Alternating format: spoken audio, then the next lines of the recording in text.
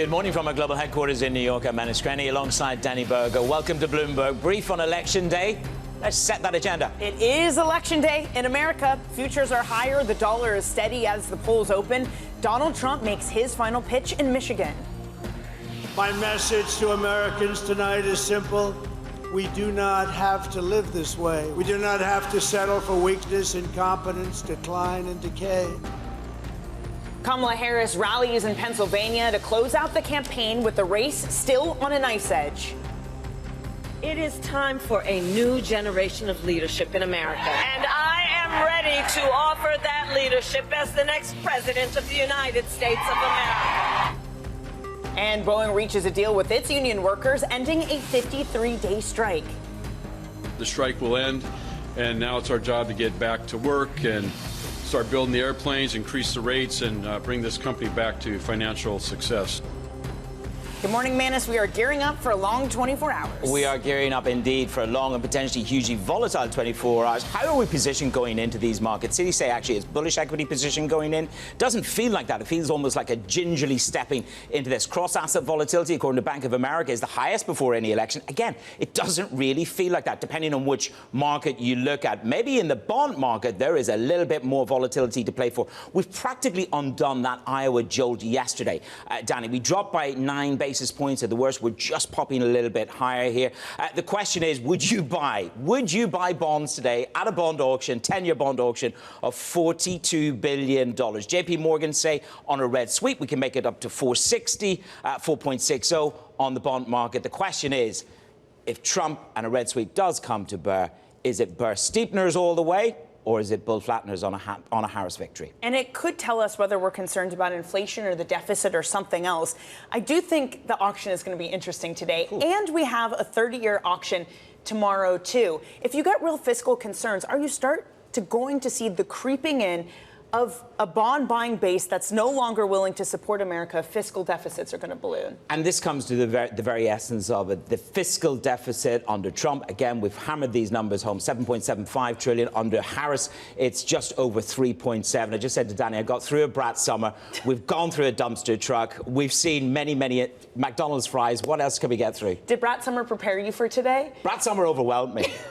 Overwhelmed me. We're so far from the summer, man. We're so far from the summer, but we are counting down. These polls are going to open. Election day, it's here. For the latest on the candidates and the final pitches, Bloomberg's Mike Shepard joins us now from Washington.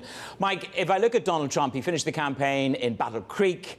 Kamala Harris, she staged her last stand in Philadelphia. But they were two very different narratives that came through. If you listen to Harris, it was calling for a fresh start. It was very measured and very focused. Again, listening to some of Trump's pitches yesterday, he went from safer, stronger country to a depression to calling out Nancy Pelosi. So they were two very different styles going to the close. Absolutely. And it was a reflection, Manus, and I'm glad you noticed this because you see their approaches to this race summed up in one set of speeches one evening. Donald Trump leaning into his familiar messages on the economy, where he's accused the Biden administration of widespread failures, and on immigration, too, where he's said that the president and vice president have let the nation down in terms of enforcing the border. Likewise, Kamala Harris has tried to pitch herself with a forward-looking vision. And interestingly, in her last 36 hours of appearances, she did not even mention her opponent's name once. And that's a striking contrast from the preceding weeks when she tried to paint him as the exact opposite of what the nation needed at this moment. Someone who she called a divider, someone who she said would tear the nation apart. And instead tonight, she really tried to pitch it forward. She was showing a lot of energy, and you could sense on the Trump stage he looked a little worn, a little fatigued, but he was also bringing up something else we'll have to watch out for, and that is his claims about voter fraud that are unsubstantiated, yet sowing doubts about the validity of the results that we'll be seeing over the next hours and days. Shep, I know this race is a knife's edge, and it's almost impossible to call. I'm going to ask you something else that is nearly impossible to call, too, but the schedule today, the kind of procedure we might see. What states might we hear from first? What should we be looking out from as some of these polls start to close?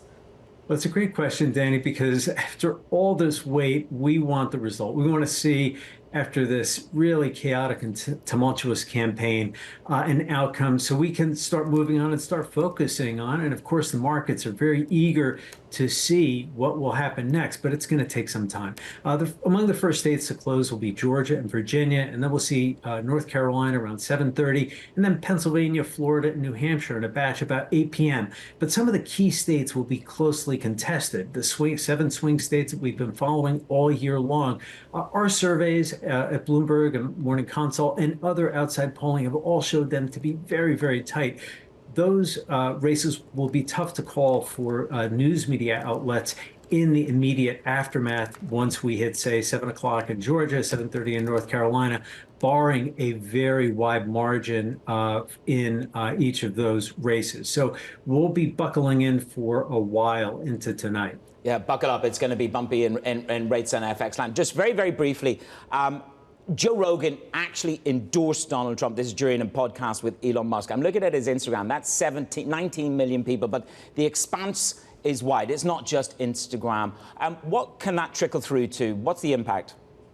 Well, I'm glad you asked that because this kind of emerged last night very quickly. Trump announced it from the stage, and we had heard Rogan and Musk talking, but Trump himself announced it from the stage in Pittsburgh. But at this stage of the race, it's unclear what kind of impact it will actually have, simply because half of the country has already voted. We've had 80 million voters already cast ballots. And so by this point, it's unclear whether that will motivate it, any of the remaining Trump supporters who might be out there and not sure if they're motivated enough to go to the polls or change any minds. So it'll be interesting to see if this has any effect, but it is clearly aimed at this demographic Trump has been trying to excite in the final days, and that is male voters that he is concerned might not be turning out enough. Yeah, it really just emphasizes what might be a historic gender gap in these results. Shep, thank you so much. We know you have a long day ahead of you. Thanks for joining so early. That is Bloomberg's Mike Shepard in Washington. Let's stay on the election. Joining us now is Anna Rosenberg of Amundi Asset Management. Anna, great to speak with you on this, what's likely to be a momentous day. How are you telling clients on how they should be prepared for today? That's a good question. I think at this point it's wait and see, because the outcomes are, of course, very starkly different for the world and likely for the markets. So at the moment, I think we're just preparing for all possible outcomes, and we are ready to react in whatever way we need to, depending if we have a sweep on any of the sides or a divided government. Anna, good morning to you. What did you learn from yesterday with the jolt from Iowa? The bond market reacted. The dollar market reacted viciously. What did you learn from that? Well, I think that there's a lot of uncertainty still here, right? I think that what we saw in the last couple of weeks as Trump was improving in the polls was that the market was starting to show evidence of Trump trades being in there. But I think some of this has unraveled now, and there's a lot more uncertainty. And to me, this is just a preload of what we're likely going to see after the election is officially announced, where we're likely going to see some very stark positive reactions first, in a way, no matter what the outcome is, because the election will be called. We will know what the result is, so the risk will come down. And then I think we're going to see very different reactions, of course, on depending on the outcome. If we see a divided government, if we see a sweep on any of the sides, we're going to see different reactions. So to me, the recent moves are just a reflection of the uncertainty out there. Anna, when we have you on, you're always so wonderful on the geopolitics, putting this stuff into context on a world stage. What is your concern about instability we might have as a result of this American election? So if we get a Harris victory, I think there's going to be a big sigh of relief, if you will, amongst the U.S. allies, especially in Europe, because it will be considered as a continuity government compared to the Biden administration. That will mean that we're likely not going to see as much effort on the European side to step up defense spending, for example. However, on the other hand, if we have a Trump victory, there's going to be a lot more uncertainty and concerns over the tariffs and over what this could also mean for geopolitics.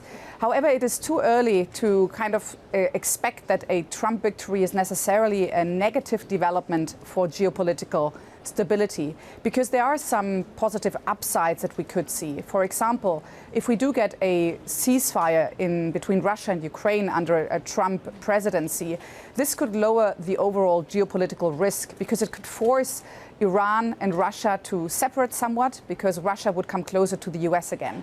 So here you have an outcome that would be overall considered positive for geopolitical developments, even though Trump is generally considered as a bigger geopolitical threat. And I think one of the biggest worries over Ukraine, Russia, is what kind of a settlement Trump may indeed cede to Putin. I think that's in the background of everybody's mind. Let's just extrapolate a little bit further. If it is a Trump victory and perhaps even a red sweep, lower corporate tax, you say, will supersede any supply and inflation shock from tariffs. But, Anna, that is very dependent on really the reaction function from the rest of the world on any tariffs that Trump may well load onto them. Oh, absolutely. I think we're going to see very different reactions. Clearly, we have had statement there's going to be 60% tariffs on everything coming from China, 10% tariffs on pretty much everyone else. Now, these tariffs, if they are implemented, and I think it's quite likely that they will be implemented, because they're going to be fairly easy going to be implemented, no matter how the House and the Senate ultimately looks like.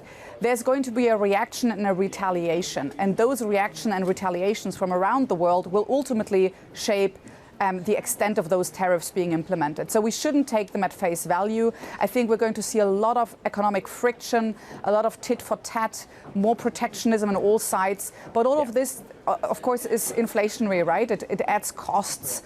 It adds economic disintegration. And that's not good for global growth. Indeed. It just depends how universal these tariffs are and how enduring and sticky they become. Anna, thank you very much.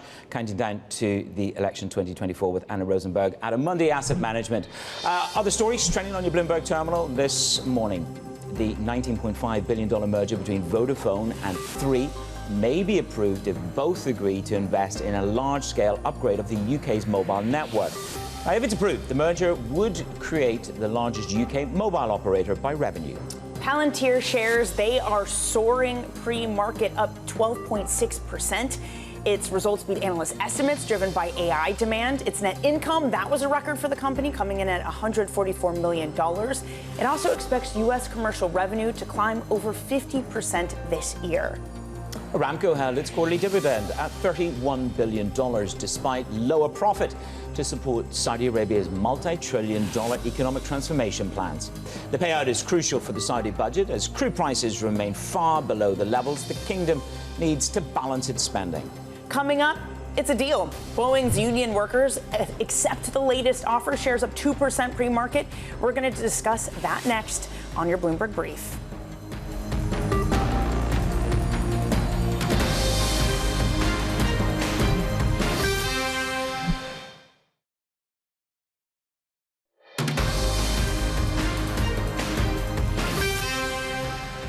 They secured a victory. They voted by 59% to accept the agreement, and they get to move forward. The strike will end, and now it's our job to get back to work and start building the airplanes, increase the rates, and bring this company back to financial success. Boeing Union President John Holden on the deal. Shares of Boeing rising after the workers voted to accept a new labour contract ending a 53-day strike that crippled production. Benedict Campbell has been tracking the strike throughout.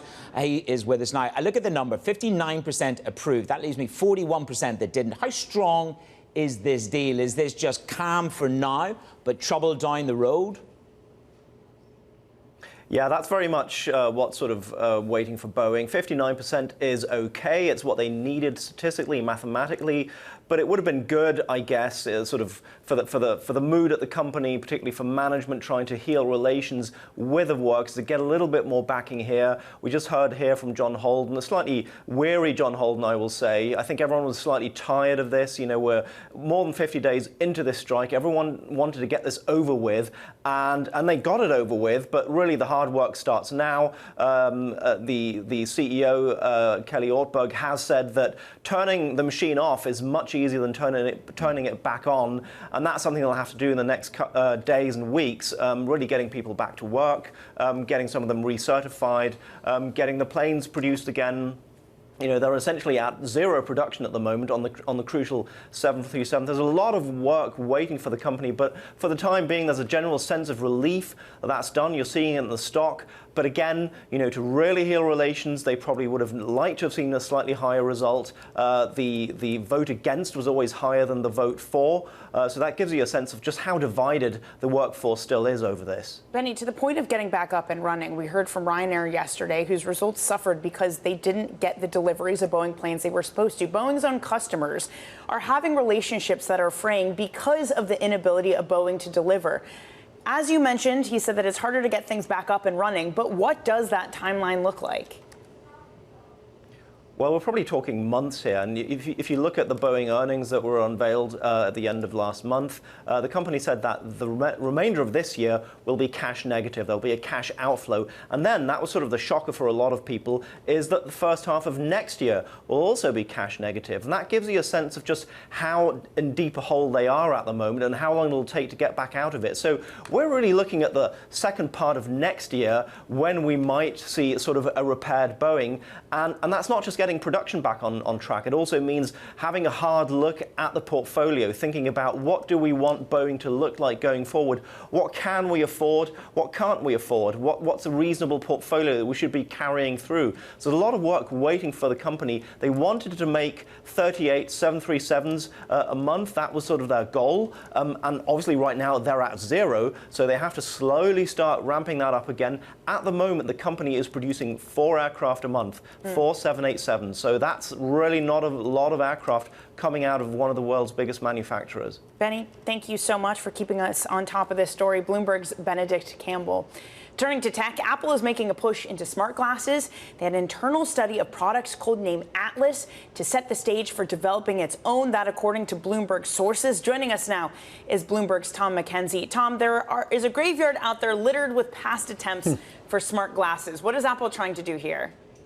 And I think by that graveyard, you're referencing Google glasses, of course, about a decade ago or so. So Meta's come through. They have their own successful partnership with Luxottica. It seems like Apple is now eyeing that potentially as the next piece of hardware. Of course, they scrapped the Apple Car. They've been looking for that new revenue driver when it comes to the hardware piece. Mark Gurman, of course, our reporter covering Apple, reporting that they have started testing internally some of the smart glasses that are on the market. This is a project codenamed Atlas, and it suggests, given it's driven by one of the engineering divisions, that they are seriously considering developing their own type of smart glasses. Of course, Apple does have its Vision Pro, which you can see on the screen there. Fantastic if you want to watch a movie. It has some office applications as well. But in terms of widespread uptake, the price tag, more than $3,000 plus the fact that it's pretty chunky as a headset, has meant that hasn't happened in terms of widespread uptake. Meta's Luxottica glasses, they're priced at $299. They have some functionality in terms of being able to speak and ask questions, in terms of your AI assistant being able to take photos, videos. That may be, it seems, somewhere that Apple is looking to go. And it could be a challenge for Meta. But Meta, of course, is not standing still. Meta came out and previewed about a month ago an AR version, sort of an augmented reality version of their smart glasses. Probably a couple of years away still, but it reminds us that Meta is working hard on this application. Snap as well, previewing an AI version of their smart glasses. Again, probably a couple of years down the line. But if Apple gets into the mix, this could really reshape that sector. Yeah, well, we've certainly got our very own Bloomberg anchor there, modelling those glasses. Yeah, it's a heck of a gap to close, isn't it, between $3,000 on Oculus down to maybe $300, which is out there from Meta. Tom, thank you very much. Tom McKenzie, tracking the Apple story for us, coming up with Danny and I. Hedge funds having second thoughts. Why some are now betting for a different candidate with Election Day finally here. We'll give you the context right here on Bloomberg Brief.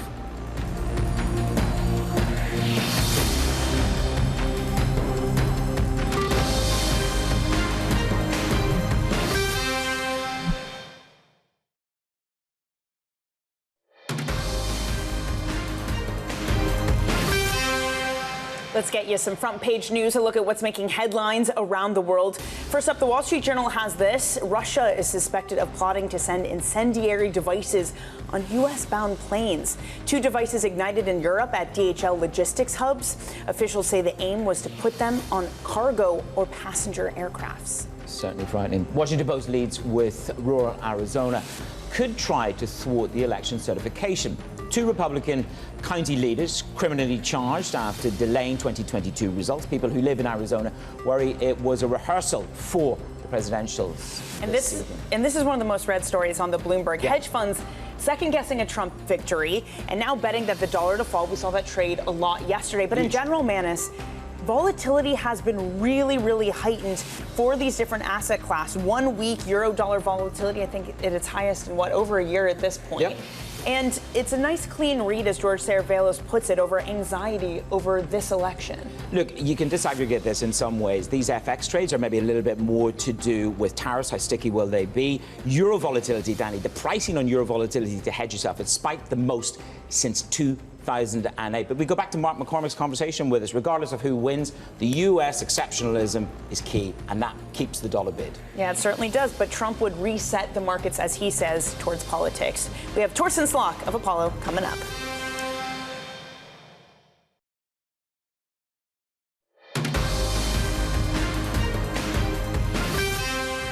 From our global headquarters in New York, welcome to Bloomberg Brief. Danny Berger alongside Manus Cranny. Let's set your agenda. It is election day in America. Futures are higher. The dollar is steady as the polls open. Kamala Harris makes her final pitch in Pennsylvania. Pennsylvania, I am here to ask for your vote. I am not looking to score political points. I am looking to make progress. Donald Trump rallies in Michigan to close out the campaign with the race still on a knife's edge. Vote for me and I will deliver rising wages, soaring income, and a colossal surge of jobs, wealth, and opportunity for Americans. And Boeing reaches a deal with its union workers, ending a 53-day strike. The strike will end, and now it's our job to get back to work and start building the airplanes, increase the rates, and bring this company back to financial success. It's election day in America and a statistical toss-up. Equity showed some nerves yesterday, declines being led by the Mag 7. Steady this morning, though a different story for this bond market. A clear unwind of Trump trades over the last 24 hours with some of those polls in Harris's favor. The 10-year yield, Manus, at one point fell by 12 basis points. It ended with its biggest daily decline since that poor jobs report in August. Yields chart ever so higher this morning, again tracking some of those betting market odds. It is dollar weakness, though, again this morning. You see a euro on the bottom of your screen stronger. Manus, I think one of the most interesting contours really of this year, but just underlined by the past few weeks, is that equities have been the staid asset class. You mentioned this. Citi saying that equities are trading more on fundamentals, more on the economy versus the election. Usually you wouldn't say that equity traders are the ones who keep their cool about them. No, not at all. But then they've got growth and they've got U.S. exceptionalism. They've got a little bit more swag in their bag relative to the volatility that the bond traders have got. They've got a one-year high. They don't quite know who's going to be in charge and what the fiscal program is going to be. And then the other side of the trade for the FX traders, the reason why it's so expensive, is the biggest spike in volatility hedging since 2008 on the euro-dollar is because they don't know if it is a Trump victory, what scale of tariffs and how sticky will those tariffs be on China and on Europe. But that's why having a clear result will be so important for risk assets, because if you have a clear result, that FX volatility can come down, and that's the kind of parameters necessary to really ignite a risk asset rally. So we do have Americans heading to the polls today, for those who haven't already early voted, to elect the next president of the United States. Candidates Kamala Harris and Donald Trump made their final pitches in battleground states to close out what has been a tumultuous election season. My message to Americans tonight is simple. We do not have to live this way. We do not have to settle for weakness, incompetence, decline, and decay. We can fix every single problem our country faces and lead America, and indeed the whole world, to new heights of glory. Look, the race is not over, and we must finish strong. So listen, here's the thing about the hard work. We like hard work. Hard work is good work. Hard work is joyful work. And make no mistake, we will win. Bloomberg government Congress reporter Zach Cohen joins us now from Washington. Zach, this is a race where each candidate and each of the candidate surrogates think that they will win, given how close the polls are at this moment. What kind of final pitches did we get from the candidates yesterday? Yeah, if this race is on a knife's edge, today we find out actually who made the cut. if this race is really determined by, whether voters believe that the country's on the right track versus the wrong track, the two presidential candidates have been honing their message to really focus on those key constituencies. Donald Trump's message, very apocalyptic, pessimistic about the state of the country, hoping to tap into voters who are concerned about the economy. And Kamala Harris, just a couple of months after taking over the top of the ticket from Joe Biden, offering a more optimistic, hopeful version of the future in hopes of giving Democrats the keys to the White House for another 4 years. And so how voters interpret those messages across the battleground states, 7 swing states that are basically tied at this point in Bloomberg News Morning Consult polling, will determine who gets the keys, not just to the White House, but to Congress as well. Zach, good morning to you. Just run us through the closes. I mean, these swing states are going to be critical. Just the theater of the closes on how quickly we may well get an indication from some of those swing states. Some will come, we hope, tonight, but others may take a little bit longer. That's right. We'll start to see the first polls close in the 6 o'clock hour in Indiana, Kentucky, not exactly swing states. Probably expect to see some very early calls there in those heavily Republican states. In the 7 o'clock hour, we'll start to see polls close in places like Florida, Ohio, Virginia, that are traditionally more swing states but have moved toward the respective parties over the years. The Harris campaign expects that results in places like Michigan will start to get some results tonight, but certainly in places like Wisconsin and Pennsylvania could take a lot longer. Trump, when he was declared the winner in 2016, we knew the results before daybreak the next day. But when Biden unseated Trump in 2020, it took 4 days for the results to get called. I expect something in the middle is likely when we'll see the result this time, given how narrow the race is and the fact that mail-in voting continues to be a popular form of casting ballots across the country, though probably not quite as much as it was during the pandemic. Zach, what about down ballot races? What about Congress? What battles are you looking at, and when might we have some sort of clear picture with whether it will be a GOP sweep or something divided or something else? Democrats are defending a really narrow majority in the Senate, Republicans likewise in the House. The most likely scenario is that both of those flip just based on where the states are. You've got Democrats defending some really tough seats in places like Montana, Ohio.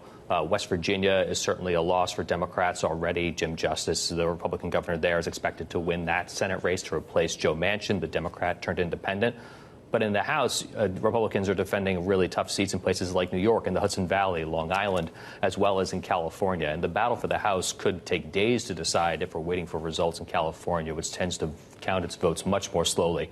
And so if we're waiting for places like Orange County to count their ballots, we're in for a long couple of days here to figure out whether there is, in fact, a Republican sweep or some form of divided government here in Washington. OK, well, we'll be back tomorrow in 24 hours to try and dissect that for our viewers. Zach, thank you very much. Zach Cohen, part of the Bloomberg government team tracking the election. Let's stay on topic. We have Apollo Chief Economist Torsten Slok. Torsten, clarity is golden. It will help the bond market, the FX market, and to a certain extent, the equity market. Contested is perhaps the worst thesis of all. Now, that's what the market is presuming we're going to get, some kind of potentially contested situation. Do you just expect overall volatility to trend higher in the next couple of months because of a lack of clarity, not just necessarily in outcome, but policy risk? Well, it depends a lot on the outcome. I mean, if we do get gridlock, and if we do get a situation where we do not know who will have the power, of course, both in the executive branch and also in Congress, then we will have a situation where we may have the market beginning to think about, well, what can actually be done during this session. So the only thing that we do know is that both candidates have been scored by the Penn-Wharton budget model and by the Committee for Responsible Federal Budget to increase deficits, both for Harris's plan and for Trump's plan. So the market may begin to focus on, well, how much of an increase in deficits is coming and what type of spending and what type of tax cuts might be coming along. Well, Torsten, you've noted that the U.S. government's going to have to roll over $9 trillion of debt, about a third of their total, in the next year. Auction sizes will expand by some 30%. What is the threshold where the bottom falls out and the world loses its willingness to finance American debt? Well, so far, Treasury auctions every week continue to look solid. There's a number of things that we are monitoring that is very important, namely bid-to-cover ratios, meaning what was the amount of bidding relative to what was offered. We're also taking a very close look at how much auctions tailing. We've had some tailing, meaning some auctions where the yield has been coming in at a level that was higher than what the market was trading at in the when issued bond in the last several months. And all that is also showing up in some signs of weakness when it comes to foreign participation. We've seen foreign buying of treasuries decline in the last few years, and we have at the same time seen domestic buying, in particular by household and by real money, meaning pension insurance. So we've had a replacement of a yield-insensitive buyer, namely foreigners, to a yield-sensitive buyer, namely domestic buyers. And that, combined with the Fed potentially lowering rates, is bringing up some issues about, well, this dynamic of the Federal Reserve lowering the front end of rates. What are investors going to do with their money in money market funds? Are they going to buy duration in treasuries, or might that move to credit? So these different aspects of what is demand for treasuries, Danny, I completely agree. This becomes very important over the next several months. And it may only be the bond vigilantes that actually bring the fiscal largesse to heel. That seems to be the building theory. You call steeper curves either way. I'm curious to understand the extremity of that, let's say, under a Trump presidency and or a red sweep. Is that something that can get way beyond 4.5 and up into the 5s? What's the extremity that you price on that bull steepener? Yeah, so one way to quantify that is to look at my Bloomberg screen and look at the term premium. And the term premium has increased in the last 6 weeks about 50 basis points. That's another way of saying that the premium, meaning that the price that investors need in terms of extra yield for buying duration in U.S. government bonds, has gone up in 10-year rates by about 50 basis points.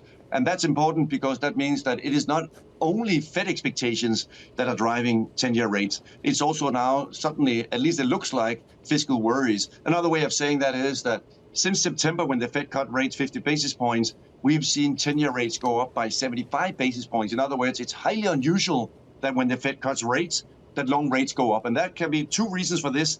Either the market is saying that the Fed made a mistake, or it could be that the market is saying, well, we do have a fiscal situation under both candidates, and we're now beginning to worry in the market about whether that situation is getting worse. So therefore, Manus, to your question, I think that over the next several months, when we have more clarity about, is this a blue sweep, a red sweep, do we have gridlock, the exact situation and the exact combination becomes very important for what is exactly the outlook for the fiscal position.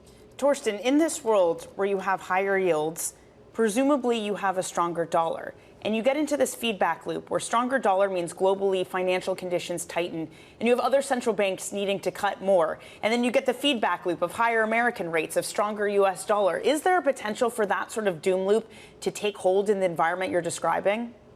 I do think, Danny, that that's a very important point, namely that it is, of course, you can never look at the U.S. in isolation in this discussion.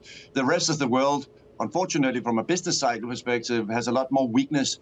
Europe is weak for several idiosyncratic reasons. We have, of course, in particular, the challenge with China slowing down, that's slowing exports from Germany. We also have, at the same time, still challenges with the energy transition to come off Russian gas and oil. And combined with China also being weak for demographic reasons, because the housing market is declining, and because of the trade war with the U.S. and with Europe, we do have that the U.S. still looks, at least in relative terms, as long as the business cycle continues to be so strong in the U.S.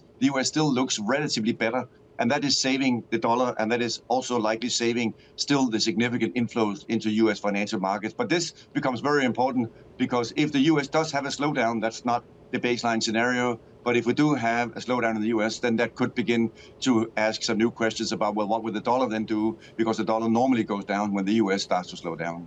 Well, I'd say Olaf Scholz and Macron will probably breathe a big sigh of relief if it's not a Trump administration for them. They've got enough problems on their doorstep. Let's just round it off with the Fed. The Fed comes in just a couple of days. You say that they cut in November, but they pass in December. I'm curious to understand the length of pause that maybe begins to get priced in, because we go into a certain amount of policy uncertainty, regardless of who sits in that White House or who wins. There is a period of policy prevarication. So just how long of a pause do you expect, Torsten? Yeah, so, I mean, a very fundamental question, both for S&P 500 and for public markets and for private markets, including private credit, is what happened to long and variable lags? Why is it that when the Fed started raising rates in March of 2022, that the economy has still not slowed down? We just got GDP growth last week for the third quarter, which was 2.8. And we now have Atlanta Fed GDP for fourth quarter saying 2.3. I know it's early, but where is this slowdown that the Fed has worried so much about? So with that backdrop, fundamentals are still chugging along very nicely. Last Friday, the unemployment rate moved sideways, 4.1. Wage inflation actually accelerated from 3.9 to 4.0. So from our perspective, there is no reason for the Fed to cut rates in December. And we think the economic data continues to look just fine. And with the backdrop of potentially, you're right, Manus, we have maybe some uncertainty on the policy front. But if we have still a gridlock situation where there's still a lot of questions being asked about what policies will be implemented, then I think the bottom line remains that the U.S. economy continues to do just fine. And therefore, the Fed does not need to lower interest rates as dramatically as the dot plot is suggesting. Well, one thing is for certain, it's going to be a strange next few days. Torsten, thank you so much for joining us. Apollo's Torsten Slok there. This is your brief.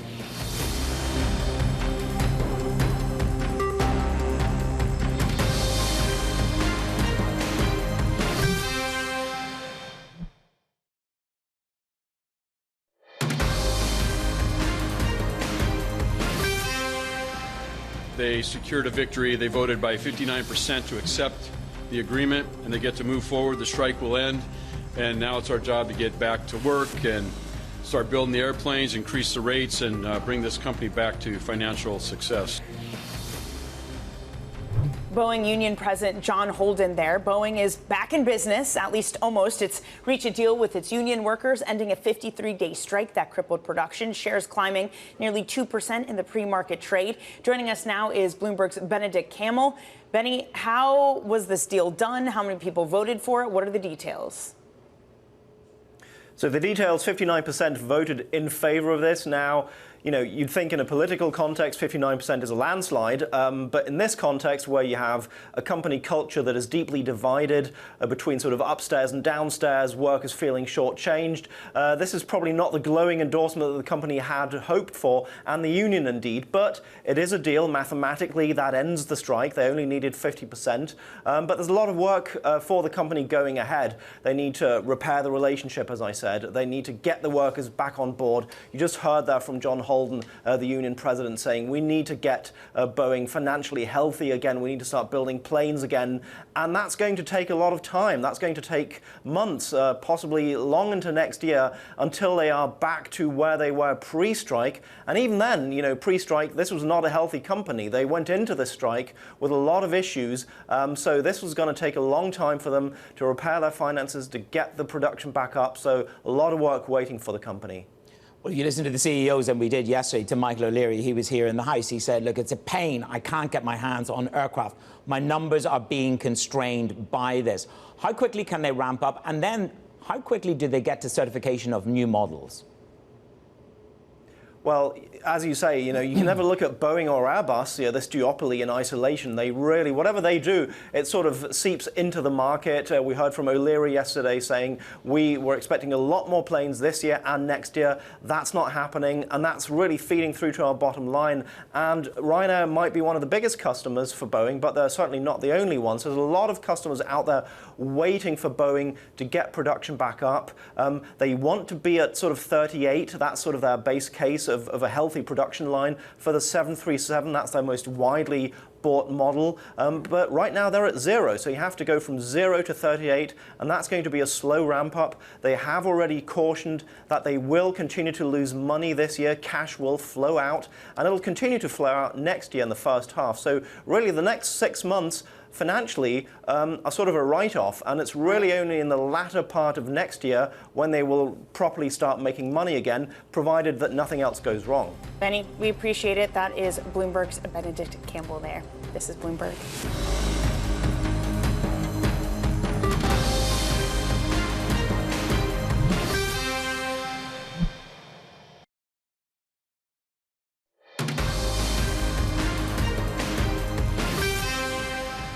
It's Bloomberg Brief. I'm Manus Cranny alongside Danny Berger here in New York. The polls are open in New Hampshire, with more states, including New York and New Jersey, Connecticut, joining in just a moment, 8 minutes away at 6 a.m. Get into the queue.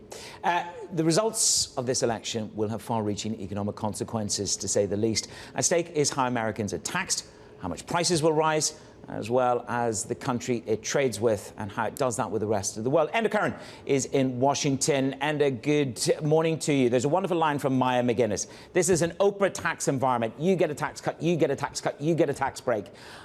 In terms of tax, how clear is the water between Trump and Harris? Oh, look, there's definitely clear water between both candidates, man. It's like you say. On taxation, former President Trump wants to bring down the corporate tax rate to maybe 15%. He will leave individual tax rates untouched.